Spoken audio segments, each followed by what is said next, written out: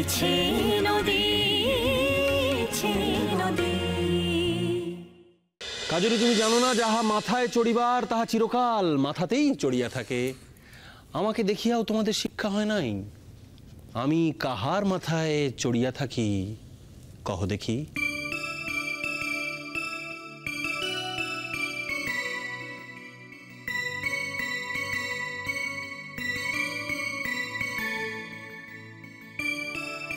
কি অসাধারণ ম্যানেজ করলে, তাই না?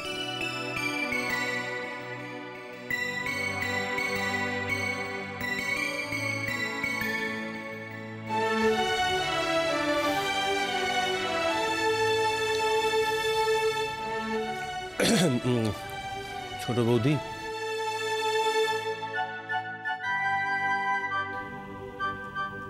আমি বুঝতে পারি। ন্যাকামো করো না, এমনিতে আমার মাথা গরম হয়ে গেছে, আগুন হয়ে আছে কিন্তু মাথা। তারপর যদি এই সমস্ত কথা তুমি বলো। তোমার মাথা আগুন হয়ে আছে? তুমি আমাকে আগে বলবে তো। কি রে মিষ্টু, তোর মায়ের মাথায় একটু ঠান্ডা জল ঢালবি না? মায়ের মাথা আগুন হয়ে আছে, কি যে করিস না, কি বলবো বলো তো।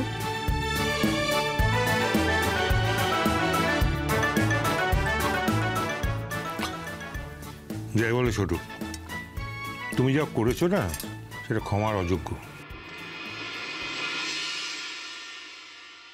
আচ্ছা, আমরা তো মরিটারও যেতে পারতাম, মানুষ এটা খবর নেয় না। বালাই ষাট, অক্ষয় পরমায়ু হোক তোমাদের। আচ্ছা যাক, যথেষ্ট হয়েছে, এবার খেয়ে দিয়ে বিশ্রাম করো, গে যাও যাও। না না, আমার তো বিশ্রামের সময় নেই, এক্ষুনি তো টিকিটের খোঁজে বেরোতে হবে। দেখলো ভয়ঙ্কর ঝাড় খাবে এবার। এই পাগলা বুড়াকে এবার কে বাঁচাবে বলতো দাদা ভাই? হ্যাঁ, নিজের পায়ে নিজে কুড়ুল মারছে। ছোট মাসি তো শেষ করে ফেলবে, জ্যান্ত চিবিয়ে খেয়ে ফেলবে এবার। না, মিউজিক কনফারেন্সে সব বড় বড় গুণী ব্যক্তিরা গান গাইতে আসবেন, আর তাছাড়া সবাই জানে যে ক্লাসিক্যাল মিউজিক আমি কত ভালোবাসি। আর এবারে তো ভাবছি ছোট বৌদিকে জোর করে ধরে নিয়ে যাব, নিজে এত ভালো গান গায়। আর থাক,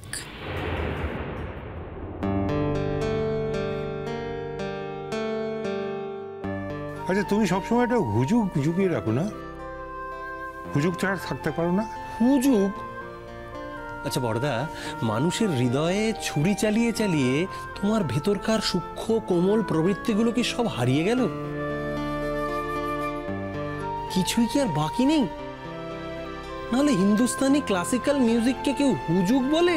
এগুলো আমাদের ঐতিহ্য। আচ্ছা অগ্নি, এখন যদি তুমি ওর সাথে বকবক করতে বসো আমাদের কিন্তু দেরি হয়ে যাবে।